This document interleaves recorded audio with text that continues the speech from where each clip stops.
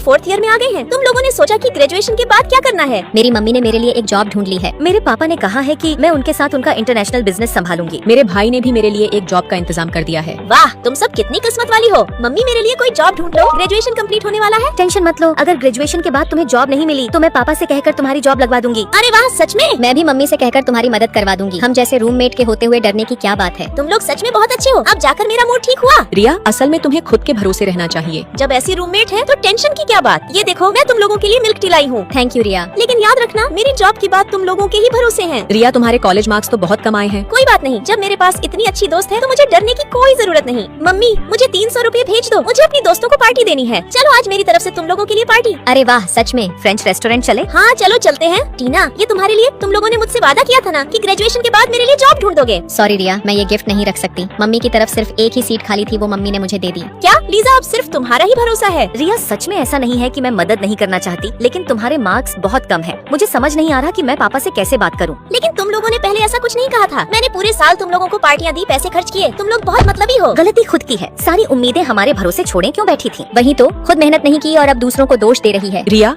जो जॉब तुम्हें बिना किसी मेहनत के मिली हुई लग रही है, असल में वो उन लोगों ने खुद की मेहनत से हासिल की है। अगर वो तुम्हारी मदद कर भी देती, पर तुम खुद काबिल नहीं होती और वो मौका भी बेकार चला जाता। मैं समझ गई। बस फिर मैंने ठान लिया, अब मैं खुद के बल पर कुछ कर दिखाऊंगी। बेटा, तुम वापस आ जाओ, मैं तुम्हारे लिए कोई और काम ढूंढ लूंगी। नहीं माँ, मैं अब खुद के दम पर कुछ करना चाहती हूँ। क्योंकि तुम्हारा रिज्यूम बहुत कम है, इसलिए तुम्हें बिल्कुल शुरुआती लेवल से काम शुरू करना होगा। मैं तैयार हूँ। सैलरी 3500 हो और इंटर्नशिप में इसका 80% मिलेगा। बोलो मंजूर है? हाँ मंजूर है, मैं यहाँ सीखने ही आई हूँ। ठीक है, फिर काम शुरू कर दो। वाह, यस, मैं अपना पूरा 100% देती। सबको मेरा काम इतना पसंद आता कि दूसरी कंपनी का बॉस मुझे अपने यहाँ मैनेजर की पोस्ट पर रख लेता। हाँ रिंकी बोलो। सुना है तुम्हें एक बहुत बड़ी कंपनी ने मैनेजर की पोस्ट पर हायर किया है। जो मुश्किलें मैंने कॉलेज में नहीं देखी थी, वो मुझे इस समाज ने सिखा दी। अच्छा हुआ जो मैं खुद के पैरों पर खड़ी हो गई। ऑल द बेस्ट रिया। मेहनत का कोई शॉर्टकट नहीं होता, जो खुद पर भरोसा करता है वही आगे बढ़ता है। मैंने सही कहा तो लाइक सब्सक्राइब करके कमेंट में जरूर बताना।